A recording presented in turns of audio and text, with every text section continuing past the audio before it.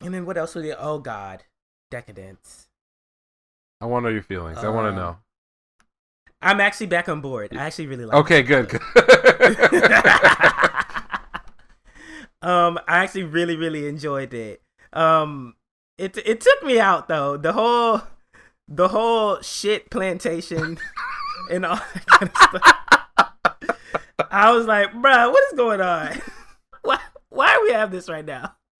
They are The mining shit. shit they're making alcohol from shit. Like I'm just like, oh my god, no, I can't. I honestly can't do this right now. But then I'm also interested.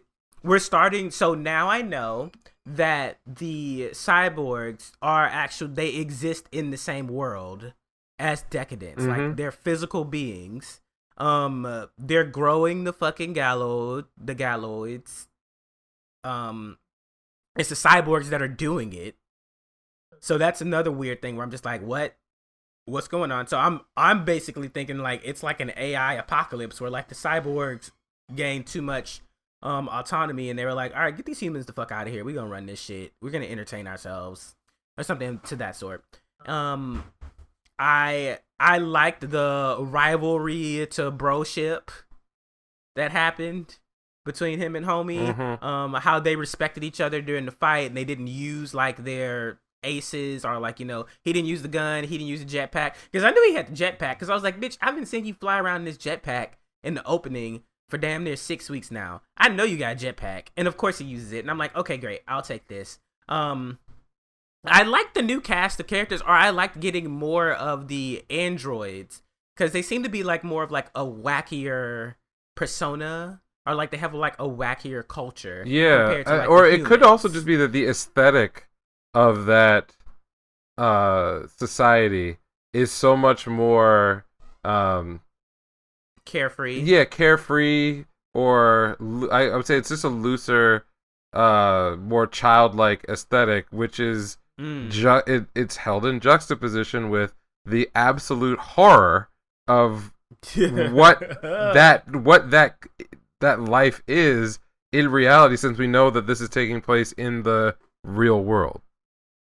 Yeah. Like watching these I mean, we can call them people because they are people, but these cyborgs get disassembled, randomly killed, or destroyed in horrible ways, mistreated. And like That's sent to their death, Oh God! basically. Like the scene, I get viscerally uncomfortable every single time they do a shot of them doing Oxyon, because Yeah. Oh like man, even that's the like. pure stuff earlier, I was very uncomfortable watching that.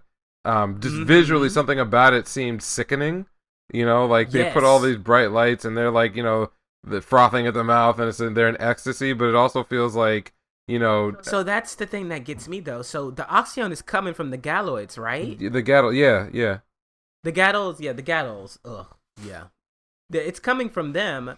So, but they're also creating them. yeah. So there's So like it's kind of a just like, so is this like a drug? yeah, it's like a very sick kind of life cycle that they've Yeah. created to sort of pacify the cyborg society, right? Because think about it, you've got the cyborgs.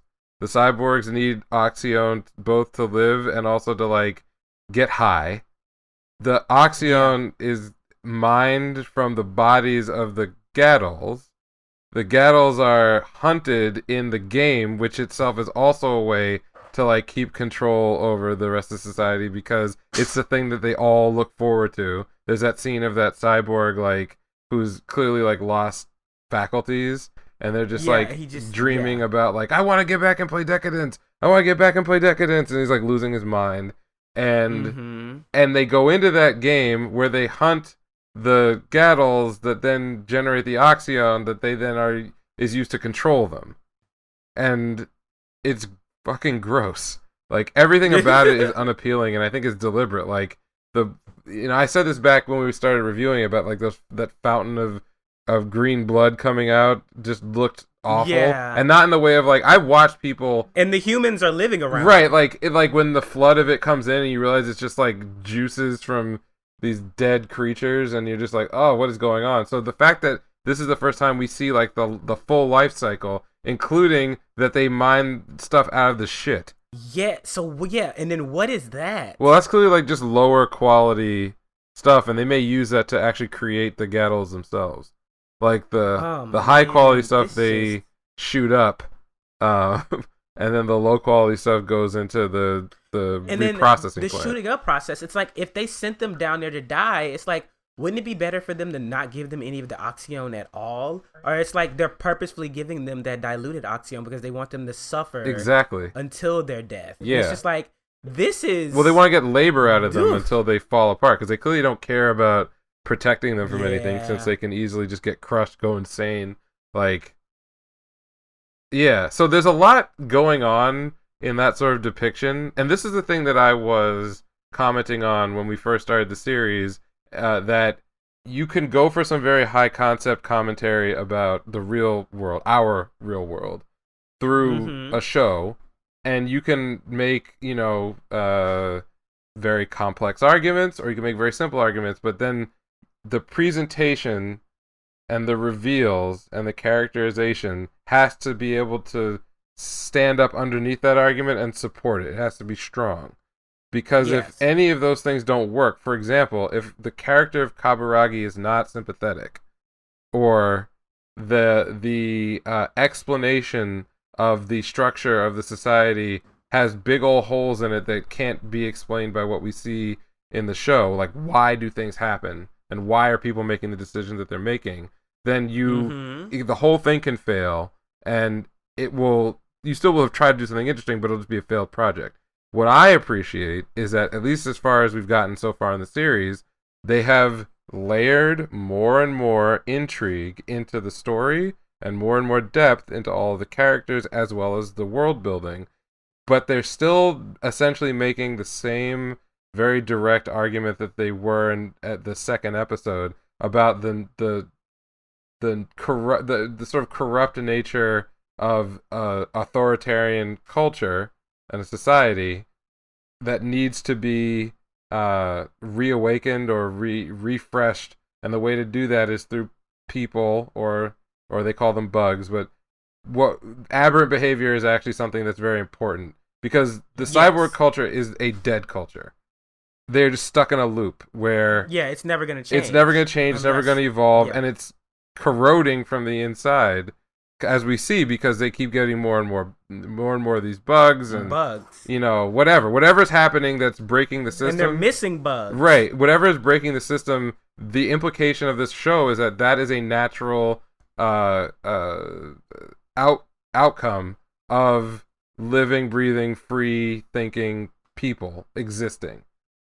So I like where they're going with it. I think that they're trying for something a more high concept. They're not taking it too seriously, because there's half of the show full of these Disney or Warner Brothers 1950 style cartoon characters that are in some ways the emotional center of the show.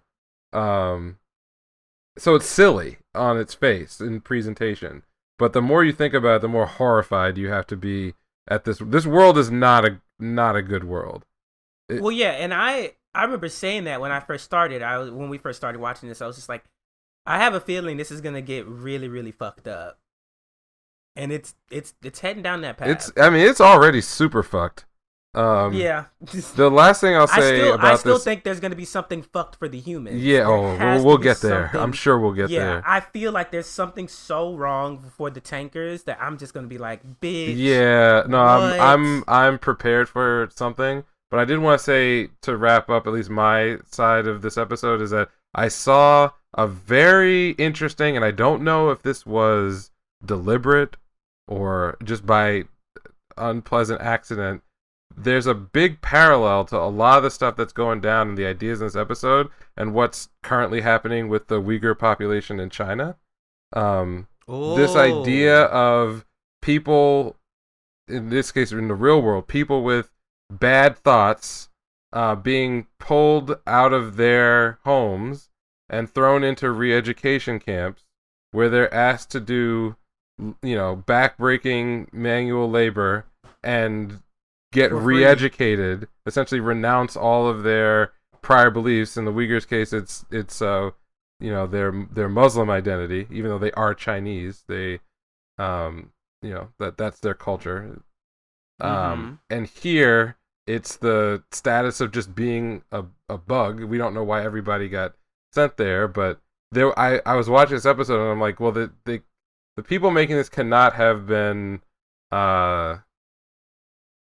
unaware that parallel might get drawn, though it's possible that this is more of a reference maybe to things that go on in North Korea than in China. But nonetheless, I saw it and I was intrigued, and I wonder if there will be any, or if there is any commentary about why they chose to go this direction on screen. I feel like there will be, because I've seen a lot of places getting interviews. Well, with it's Premiere. I've seen a lot of like Crunchyroll interviews with like behind the scenes and like directors. They're doing a lot of interviews with the creator of God of High School. Like they're all over the homeboy. But if we can get that to be like way more of a trend, I feel like we're gonna get those answers eventually, especially with the production staff, because I mean, so far that director that we talked about is doing a good job. This seems to be falling on the great side of I mean, again, he was also responsible for Mob Psycho 100, so the script for that. So yeah, I mean, yeah, I enjoyed it. I'm definitely looking forward to the future. I can't wait. Oh, quick minor note. The weird sort of like junkie robot that was making all that alcohol out of all the shit. It's very interesting that they chose you notice his name was Sarkozy, which is a very unusual name to choose, given that that's the name of the former French prime minister, I believe, Nicolas Sarkozy, who got in big trouble for a variety of scandals. So no, I did not catch that shit. I thought that was interesting they chose that name. I also thought it was interesting that the big purple gang leader dude who was like the former elite Donatello. It was Donatello. I'd forgotten that's what his name was. And then I see like his portrayal here. I'm like, was this purposeful? He's purple.